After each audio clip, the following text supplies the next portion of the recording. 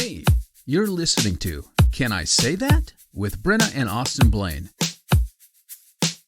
Hey guys, it's Brenna Blaine. This week on the show, we have a question that I think a lot of you guys have probably been wrestling with, especially when it comes to COVID and how COVID has kind of changed what church looks like for most of us. I would guess 98% of you who are listening have attended church online in some form over the last year.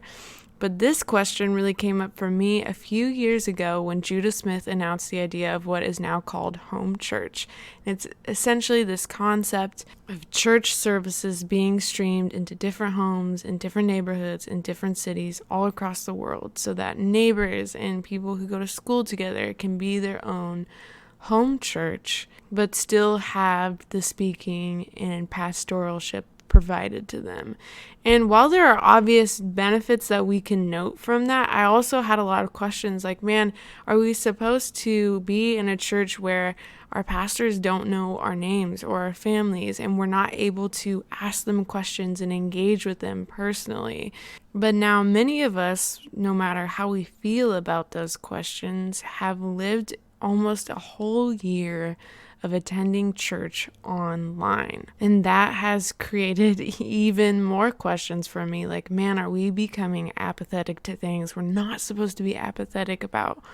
Or are we catering to a group of people that we've completely missed in the past? And a few months ago, I started talking with Chris Cruz, probably because of COVID. We actually met on Instagram, as I've met a lot of people in ministry at this point in time. And if you don't know Chris Cruz, he is on staff at Bethel as a young adults pastor, as well as a creative director. And if you don't know anything about Bethel, one thing that stands out to a lot of people who know about them and their ministry, no matter how they feel about it, is that Bethel has a really big online presence. There are people all across the world who would tell you, I go to Bethel Church, because they're able to log on Sunday morning and attend a service online. And so I thought, man, Chris Cruz has got to have an interesting perspective on these questions. And he does. And he asks some really challenging and interesting questions back to us, the listeners, to consider when we're looking at online community and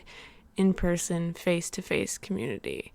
So before we jump into this interview, if you love Can I Say That and you want to support us, there are 3 really easy ways you can do that are all for free. The first is if you are listening right now on Apple Podcasts, if you drop down and give us a kind review, that goes a long way. The second way is if you use social media, take a screenshot and post about, hey, this is what I'm listening to today, and this is why I like to listen to the show. Make sure you tag us because we love to see those. And the third is unique to this month, the month of March, as well as through April 10th. You can vote for our show to be in the top 50 podcasts produced by moms. If you want to know how to vote for us, you can shoot us an email at canisaythatshow@gmail.com. Or if you follow us on Instagram, the link is in our bio. And you can vote for us all 3 times in those 3 spaces, as well as you can come back every single day up until April 10th, and you can vote for us every single day. And here's the unique thing about that. The podcast that lands in the number 1 spot gets a full spread in a digital magazine. And I can't help but think how many people are going to read that magazine who have had difficult questions about faith and about who God is. And they might get to see our show in there and experience God in a way that they haven't before. And so I just like to ask you guys to consider doing that if this show has been beneficial to you in any way.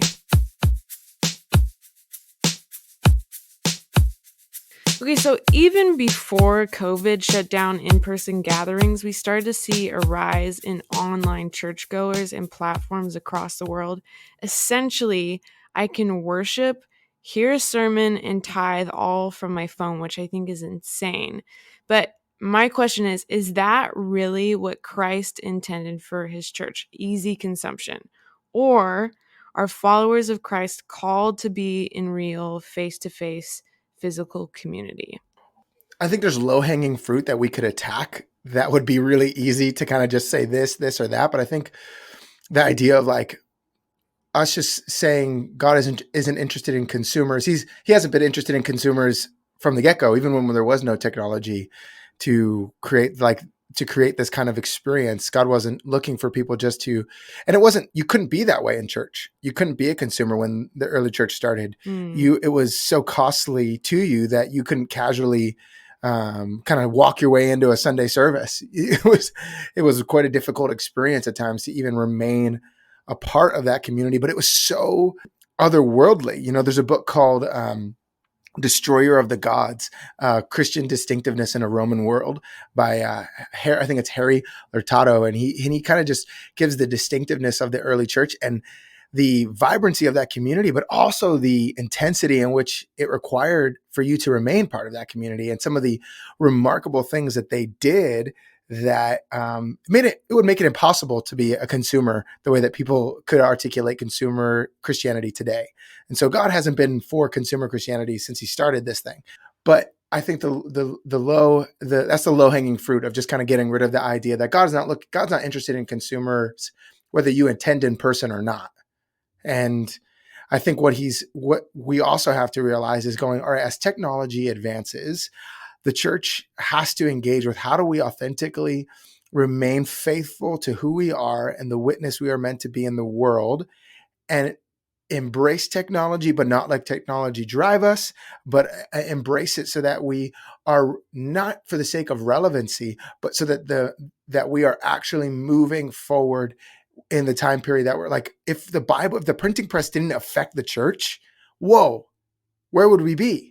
Where would we be if we didn't have the printing press? And so the idea of technological advancement affecting the church is not necessarily new, but each generation is responsible to figure out how are you going to engage with this in a way that remains authentic and remains consistent with the thing you're trying to create with your church. And so I think it's super easy to be a consumer in person and online.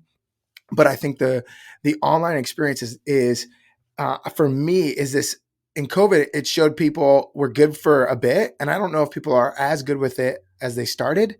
I'm not quite sure, but I think what I do see is worship is happening in ways that people will watch a worship experience, a worship set at a church, and then they may not even continue to the message. Because they're hungry for something that sometimes these messages aren't delivering. And I think that's actually more about the encounter with God. And I think that even speaks to the teachers and the communicators recognizing sometimes I think they can come from a high horse saying, this is what you need, rather than recognizing the deep longing and thirst what's inside of their people, which is a longing to encounter God. And that's why worship is getting streamed more than sermons are. Something that I think, you might have a really unique outlook on because of Bethel and their ministry, and it's just so global, is that we know there are benefits to having online church as an option, especially now because of COVID. But is one of those benefits supposed to be allowing long distance church goers, or do you think there's a strong argument for Christians to go to church in their own communities? Yes, both and. Not if or, because if you could see some of these countries that get access to church that wouldn't be impossible to meet in person in a way that they're doing right now, in the sense of just even the government isn't even for the Christian church, but yet they're watching church online, and you're reaching the persecuted church in a way that you could never reach them before. So there's an element of these unreached places that can get access with streams and churches. People can watch this in their home that I think can be quickly overlooked. And I think when we're seeing some of these people who jump into our Zoom rooms when we do ministry time after some of our streams, they're hiding their faces because they're in countries that you can't even be known as a Christian, and they're hiding their faces on the Zoom because they're afraid of what would happen, and they're watching the stream. And you're going, this is insane that you are in a persecuted area, that your life is threatened, but the stream gives you access to being part of something that is larger than simply your local body. Because the idea is that the church is both a local body and a global movement. Like those things happen together. I think missions was a way for people to see that. When churches had strong missions programs, people would see that we're a local body, but we have a global focus. And I think that's also changing, not just in how we do missions, but I think that's changing in how we do church, that we're not just a local body, but we're a global movement. So I think it's both and the idea that you're influencing a local, real body of people. And those, if you can have an embodied spirituality, which is what we all need, you cannot escape that need. You cannot escape the need for you to be in fellowship with other people. And if you can do it, like the persecuted church figures out a way to do it underground, right? If you can figure out how to be in person with people, that is a dream in the heart of God, that we would be able to gather with one another, that in the embrace of embodying the spirituality, that we would be the word made flesh to one another, that would happen. I think that is in the heart of God. And in the heart of God is a reaching of the world. And so there's this both and so I think sometimes we could be thinking the only way to look about church is locally minded only, and then give up the fact that we're called to influence the world. But then at the same time, we can be so focused on the world that we can forget about embodying something locally. And so I think a dualistic perspective would say it's one or the other, instead of embracing the reality of, no, it's to you, to you, to you, and to you, like the degrees that the scripture kind of communicates in Acts, that you're going to go your immediacy cross-culturally and globally with this message. Technology has made that a little bit easier, but it also has created hurdles that we didn't intend for it to create. And I don't think the early church was without hurdles. I think that's why we have the New Testament. So that you're trying to figure out, this is the wrestling of practicing the way of Jesus in your context, always has hurdles, always has something. If you're including people, it's going to have hurdles. And so I think we are looking to figure out, how can you prize being with people, but not negate the reality that we live in a globalized world, that through the internet, people can reach people in places they would never physically be. So that should never make it go, all right, you can just practice the way of Jesus without ever being with people. No, I don't think that's God's heart. I don't think that's what he wants long term. But I do or don't want that to negate the reality that God sees this technological advancement that I think he had his hand in. I don't think we look at, I remember when people look at electric guitars as saying that was the devil. Like, we don't get rid of AC or other technological advancements. What we do is we figure out how to use them properly. I want to stay on this for a moment, because I just think you're speaking to something that I think a lot of people have already made their mind up about. But even for me, I'm just like, okay, man, you just made so many great points that I haven't even thought about. So with digital discipleship, let's call it that. Let's say, do you believe now that pastors, maybe not all pastors, but let's say a majority of pastors, especially pastors who are saying, hey, my sermon's online or our church is on Instagram, do they have a responsibility to learn how to influence and discipleship people well over media? It all depends on, for me, the idea is this: where is the world? It's in both of these locations. And you have to decide where you're going to invest your energy and where the Lord is speaking to you. Because for some reason, the pressure is just to throw up that we're on Instagram. But if you're not actually caring about it, you're just making noise there. And so it's realizing God's not interested in you just going, cool, we have a social presence and we do digital things online, and we create a couple of things for Instagram, and we tell people, like, you go watch our sermon on YouTube. I'm going, well, what if you were way more intentional with what you did online versus copy and pasting what you do in person and do not? Because there's some things you're never going to get online that you would get in person. Laying on of hands, for example, cannot be done online. And so there's this element of going, we have these we've discovered some remarkable things. When it's R&D and you're not trying to nail down a philosophy before you proceed, but you engage with R&D, research and development, and you try to explore what God has in front of you versus making this philosophical stance before you even engage with something, I think that is a detriment to some people. They made a decision on what they think about this versus exploring. I've both prayed for people to be healed over the internet, and you're like, how does that even work? You're not even in the same space.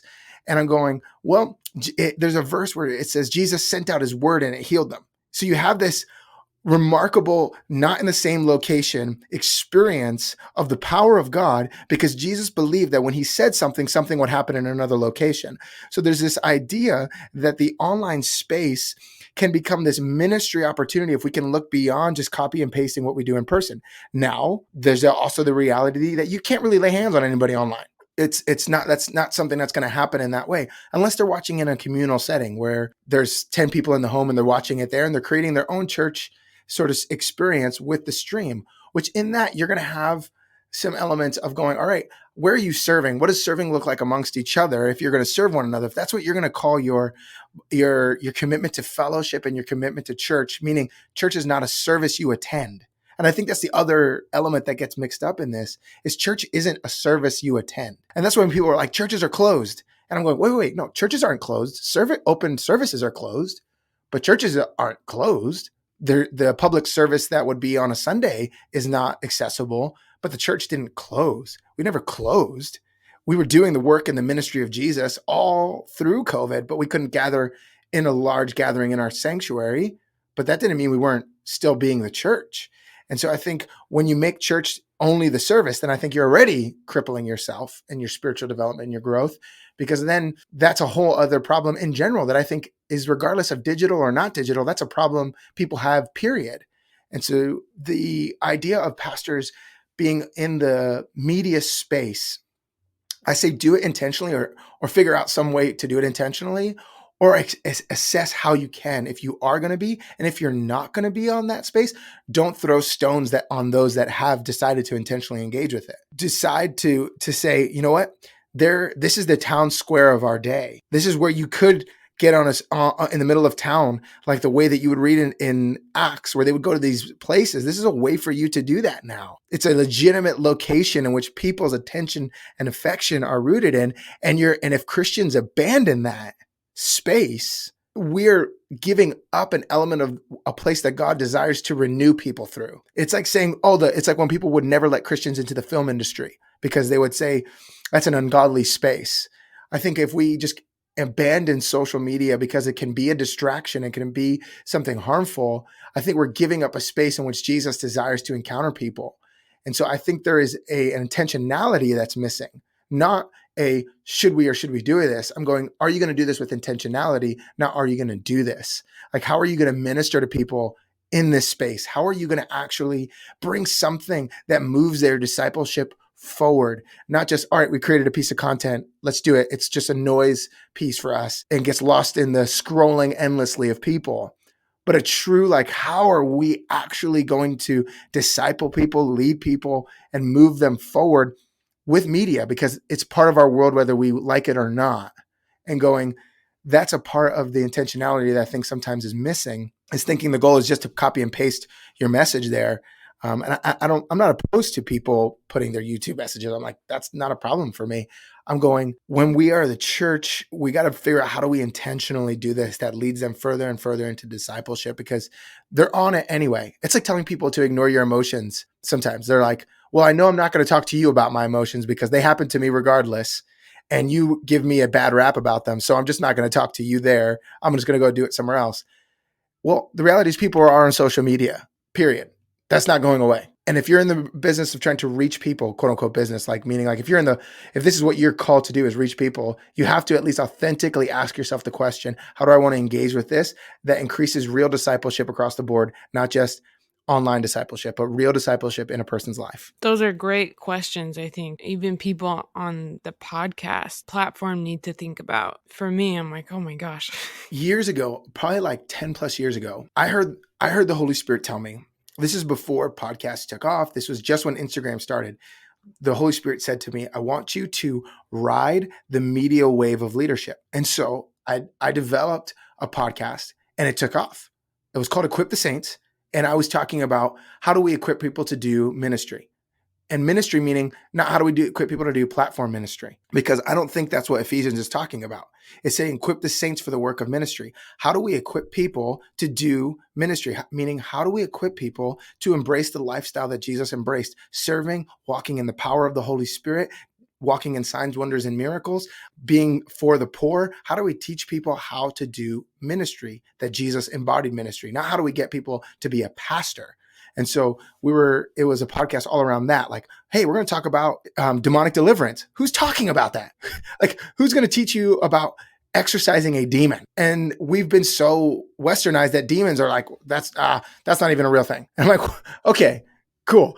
And so there's this idea that when I started that, it took off. It did so well. And then God said to me, shut all of it down. So I was in top 100 in all of iTunes.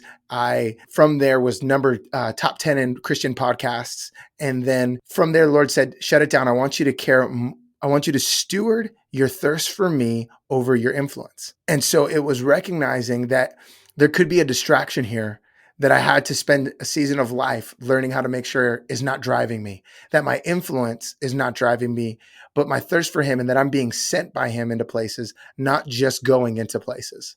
And so I think when we're thinking about the digital landscape on podcasts, it's going, all right, how Paul had a handkerchief that healed somebody in Acts. They took his handkerchief and it healed somebody. Like, think about that. Like, that is so bizarre. A piece of your clothing. Jesus, they touched the hem of his garment, and this woman receives a miracle. There's something about the lifestyle someone can live in God's presence that when they create something or when they put their hands to something, it can carry something other than what they are anticipating. And it's no longer just noise and emptiness. And I think what we're looking for is people who are saturated in the presence of God to then create content and make something and work with Jesus to bring heaven to earth through what they're creating. So that when someone comes in contact with your podcast, that they all of a sudden get the freedom, the empowerment, the truth they need to hear, the encounter with God that they were longing for in their heart, that they experience that through what you're creating. And you're not just creating content just to create content, but that you're looking at it as a way to take what is saturated in the presence of God and giving it over to people for them to then have an encounter with God. And I think that's I don't know if that's the common way people look at engaging with the digital world. I think they just assume throw stuff online. So earlier, I think you made such a great point for the church engaging online. A lot of people don't think about the persecuted church. A lot of people don't think about people who are just getting internet and have the ability to say, who is Jesus, and type that into Google for the first time. But let's talk about people who are all around us in our neighborhoods. Maybe this might be, some of us who are listening who have the church right down the street from us. And maybe we're in a place of apathy. So socially, emotionally, and spiritual, what are the benefits of being in an in-person community that you think you can't get online, or that maybe is better for us to get and seek and experience in person? Yeah. Well, you can't wash anybody's feet online. And I think that's prophetic and symbolic, that you can't truly get in and learn the dirt and see the dirt that's on their feet and the road that they're walking just purely being online, that you have to have actual contact with them to wash their feet. And so I think there is the benefits for being in person. That was the question, right? Like what is the importance of being in person? Well, I think for me, the idea of people gathering together to, one, be strengthened in their faith, in their worship to Jesus, that God's presence among them, that we are being built together as a temple of the Holy Spirit. That's what Ephesians says. We are being built together, not I am being built. I am a temple and we are a temple. So this is what we say often in our culture, even around the prophetic. We say this: prophets, we believe in the ministry of prophets. So prophets do not negate your need to hear God for yourself. And you hearing God for yourself does not negate your need for the prophet's voice. In the same way that other ministries, evangelists should not get rid of your need to learn how to do evangelism, and your need to do evangelism does not get rid of the need for evangelists. And so when the work of the ministry gets empowered into people, like Ephesians talks about, when that happens, you participate in a ministry that is maybe specialized by someone, and you participate in that. So I think the idea of when someone says, I'm a temple of the Holy Spirit, I don't need to be with other people. I go, No, you're a temple and we are a temple. You being a temple of the Holy Spirit does not negate your need to be part of the larger temple that God is creating in the earth. And what God is creating in the earth as the temple when you gather is not negated, does not negate your need to be a temple individually. And so these things, Ephesians says, we are being built together. And so there's something about when we come together that God's dwelling, that his presence is experienced in a different way. And it is supposed to be experienced in a different way than when we are by ourselves. It's not saying it's one or the other. It's saying it's both and that there's something unique that happens in the gathering of followers of Jesus, whom then worship together. And what God does among them is uniquely different, not right, wrong, or better, uniquely different than what he does when it's just you by yourself. And that is necessary. Your need to get alone with God should never replace your need to be in a community that follows after him, because vulnerability, confession cannot happen by yourself. You can't baptize yourself. There's these things you cannot do on your own that are because you are part of a real body that knows you.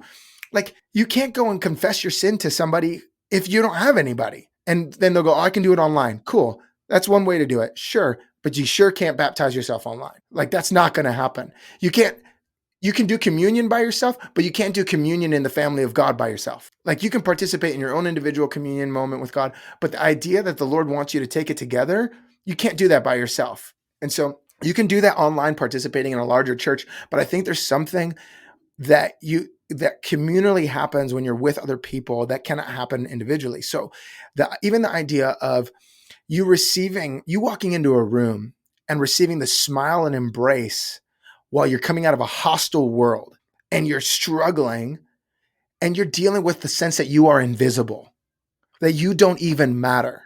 And you walk into a church setting where followers of Jesus are committed to making sure that every person matters, that the dignity of every person is high on your list.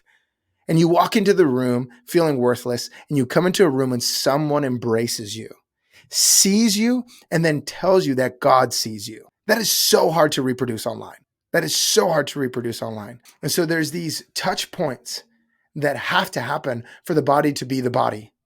The hand, the feet, all of it has to work together. So there's parts of it that cannot fully exist in the expression God intends them to fully exist online only. It just can't happen that way. I like to look at it as the dimensions of a person are intellectual. So God's not trying to get rid of your mind. Then you're spiritual, you're intellectual, you're emotional. God's not trying to neglect your emotions and become a stoic as if the mature Christian faith means you don't have emotions, which is like this weird stoic Christianity that is this idea that if you don't have emotions, you've reached the pinnacle of following Jesus, which for me is just false.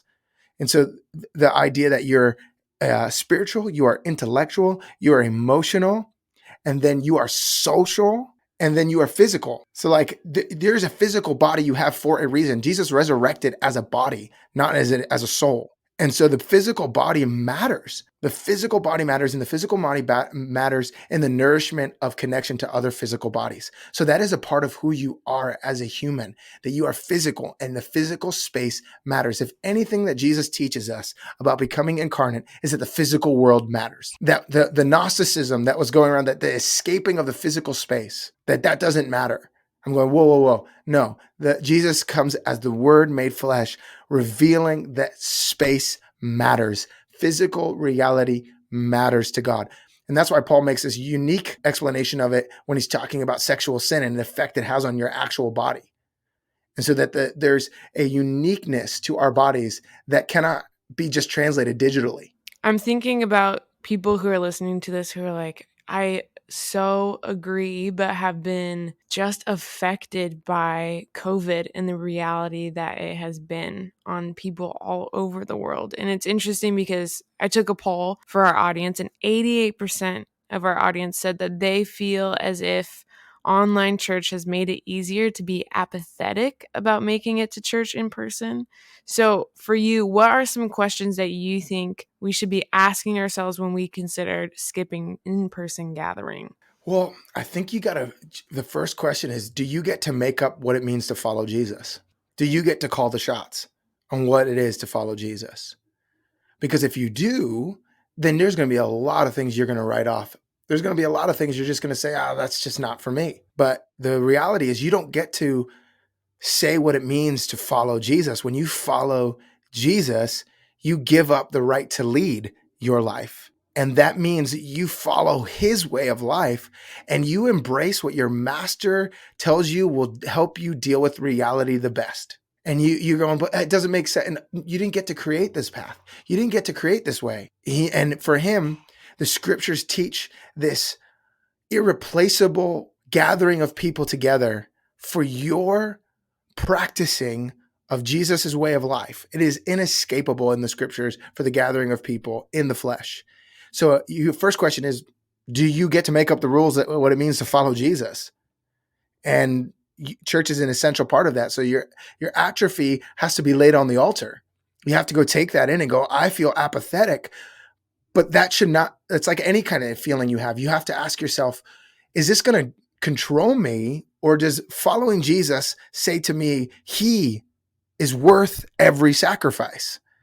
This is me saying, I feel tired to go to church and I don't have a drive. The question you have to ask is Jesus worth it to you? Is it iffy? And you get to lay your atrophy on the altar and say, Lord, I feel out of it with you.